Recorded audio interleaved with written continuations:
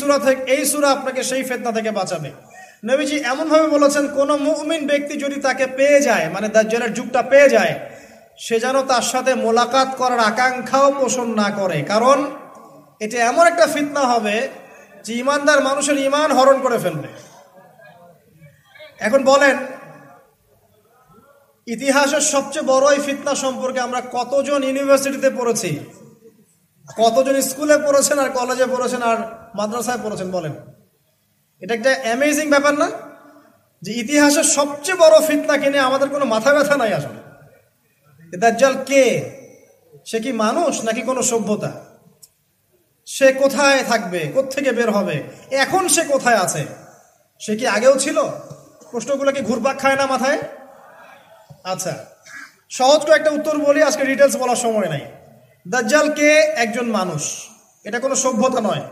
সোজা কথা শুনে রাখেন, দাজ্জাল একজন ইহুদি যুবক হবে। কে হবে? ইহুদি যুবক, যে পৃথিবীর শুরু থেকেই পৃথিবীতে ছিল। প্রমাণ, নবী সাল্লাল্লাহু আলাইহি ওয়াসাল্লাম বলেছেন, এমন কোন নবী নাই যিনি তার কওমকে দাজ্জালের ফিতনা সম্পর্কে সতর্ক করেন নাই। এমনকি নূহ আলাইহিস সালাম তার কওমকে দাজ্জাল সম্পর্কে সতর্ক করেছিলেন। তার সৃষ্টির শুরুতে দাজ্জাল ছিল। কোথায় ছিল আমরা জানি না।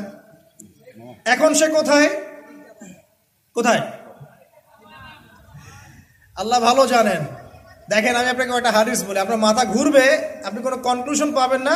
বলে রাখছি যে একটা দুইটা হাদিস দিয়ে দাজ্জালের মতো জটিল কনসেপ্ট বোঝা যাবে না। আমি একদিন বলেছিলাম না, দাজ্জাল বের হবে জেরুজালেমে এসে, সে জেরুজালেম থেকে সারা বিশ্ব শাসন করবে, বলেছিলাম না? তো একজন খুব লিখেছে বিরুদ্ধে, যে দেখলেন না, দাজ্জাল খোরাসান থেকে বের হবে, দাজ্জাল ইস্পাহান থেকে বের হবে। টেকনিক্যালি সেখানে আরেকটা হাদিস ছিল, সেটা সে আনে নাই। ওখানে আরেকটা হাদিস ছিল যে দাজ্জাল শাম মানে কিন্তু পুরো প্যালেস্টাইন, জর্ডান, লেবানন, এই পুরো এরিয়াটাকে শাম বলে। শাম এবং ইরাক এর মাঝখানের একটা রাস্তা থেকে বের হবে। এই হাদিসটা যখন বলা হয়েছে যে শাম এবং ইরাকের মাঝখানে একটা রাস্তা থেকে বের হবে, তখন কিন্তু ইসরায়েল নামক কোনো রাষ্ট্রের অস্তিত্ব ছিল না, জানেন? এটা 1450 বছর আগের হাদিস। আর এর অস্তিত্ব হয়েছে এই তো 1914 সালে বেলফোর্ট ডিক্লারেশনের মাধ্যমে। জেনারেল এলএনবি তো মনে হয়, নামটা ভুলে গেলাম, তার হাত ধরে অটোম্যানদেরকে সরিয়ে দিয়ে ও ওখানে ঢুকেছে 1914 থেকে 1917 মধ্যে। তো ওই সময় কিন্তু এই রাষ্ট্রের অস্তিত্ব ছিল না, কিন্তু নবীজি বলেছেন শাম আর ইরাকের মাঝখান থেকে বের হবে, আর ওই জায়গাটা ওরা দখল করে ফেলেছে। এমনকি তামিম দারির যে হাদিসটা আছে, যেখানে দাজ্জাল শেকল দিয়ে বাধা আছে না, একটা জায়গায় বলা আছে, ওখানেও তামিম দারিকে প্রশ্ন করছেন ওই মানুষরূপী দাজ্জাল যে বাইসানের খেজুর গাছে কি খেজুর ধরে? তারপরে ওই ওটার নাম কি, ইসরায়েলের পাশে একটা হ্রদ আছে, নামটা ভুলে গেলাম, একটা সাগর আছে, ক্যাসপিয়ান, তাবারিয়া হ্রদ, মাশাআল্লাহ, তাবারিয়া হ্রদে কি পানি আছে? মানে মানুষরূপী দাজ্জাল কয়টা প্রশ্ন করছে, বাইসানে খেজুর গাছে খেজুর ধরে, তাবারিয়া হ্রদে কি পানি আছে?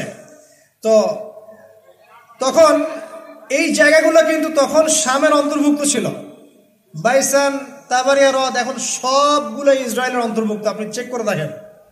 হাদিস বলা হয়েছে 1450 বছর আগে, আর এখন কিন্তু এই লাস্ট 100 বছরের জায়গাগুলো ওরা দখল করে ফেলেছে। তো আস্তে আস্তে কি ওইদিকে যাচ্ছে না পরিস্থিতি? যাচ্ছে। এখন বিষয়টা হচ্ছে, সে একজন মানুষ, সে কোনো সভ্যতা নয়, তার কোকড়ানো চুল থাকবে, সে খুব হেভিলি বিল্ড হবে, তার শারীরিক শক্তি থাকবে বেশি, তার এক চোখ অন্ধ থাকবে, ঠিক আছে? এবং সে জিউসদেরকে নিয়ে বিশ্ব শাসন করবে। কতদিন? 40 দিন। 40 দিন মানে কি এক্স্যাক্টলি 40 দিন না, একটা সময় বোঝানো হয়েছে। এটা নিয়ে ওলামায়ে কেরামের মাঝে ইখতিলাফ আছে। তবে এতটুকু বলা হয়েছে, তার প্রথম দিনটা হবে 1 বছরের সমান, দ্বিতীয় দিনটা হবে 1 মাসের সমান, আর তৃতীয় দিনটা হবে 1 সপ্তাহের সমান, এবং বাকি দিনগুলো মানুষের দিনের মতোই, আমাদের দিনের মতোই হবে, ঠিক আছে? এখন দেখুন, খুরুজ নিয়ে যে কথাগুলো আছে, দাজ্জালের অস্তিত্ব আর খুরুজ এক জিনিস নয়। পৃথিবীর নূহ আলাইহিস সালামের সময়েও দাজ্জাল পৃথিবীতেই, কারণ নূহ আলাইহিস সালাম তার কওমকে দাজ্জাল সম্পর্কে সতর্ক করছেন, ঠিক আছে? আবার নবী সাল্লাল্লাহু আলাইহি ওয়াসাল্লাম বলছেন যে সে বের হবে আমার উম্মতে, এবং কিয়ামতের আগে সে সবচেয়ে ভয়ঙ্কর ফিতনা হবে, এর চেয়ে বড় কোনো ফিতনা নাই, আসবেও না, ছিলও না। পৃথিবীতে এখন যতগুলো ফিতনা আছে এগুলোকে একসাথে করলেও দাজ্জালের সমান হবে না। ঠিক আছে? সে বিশ্ব শাসন করবে, তার এক হাতে জান্নাত এক হাতে জাহান্নাম, মানে এটা রূপক অর্থে, কারণ জান্নাত জাহান্নাম হাতে আনা সম্ভব নয়। এক হাতে কি জান্নাত আনা সম্ভব? এক হাতে জাহান্নাম আনা সম্ভব? অর্থাৎ তার আনুগত্য যারা করবে তাকে সে প্রোগ্রেস দিবে, যে করবে না তাকে সে ধ্বংস করবে, তাকে শাস্তি দিবে। সে একটা কওমের পাশ দিয়ে হেঁটে যাবে, কওমের লোকদেরকে বলবে আমাকে আল্লাহ বলে মেনে নাও। ওই কওমের লোক যদি মেনে নেয় ওদেরকে সচ্ছলতা দিবে, ওদের ফসল ফলবে, ধন সম্পদ ওদের পিছু নিবে। যদি কোনো কওম অস্বীকার করে ওদেরকে ম্যাসাকার করে ছেড়ে দিবে। একজন যুবককে ডাকবে, ডেকে বলবে আমি কি আল্লাহ, তুমি কি বিশ্বাস করো? সে বলবে না, তুই দাজ্জাল। ওই যুবকটাকে ধরে চিরে ফেলে দিবে, চিরে ফেলে তার দেহের এক প্রান্ত একদিকে আর এক প্রান্ত আরেক দিকে ফেলে দিবে।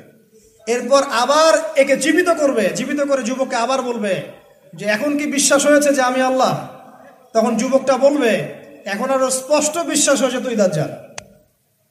কারণ নবী সাল্লাল্লাহু আলাইহি ওয়াসাল্লাম বলেছিলেন যে দাজ্জাল এরকম করে চিরে একজনকে ফাড়বে আবার জীবিত করবে।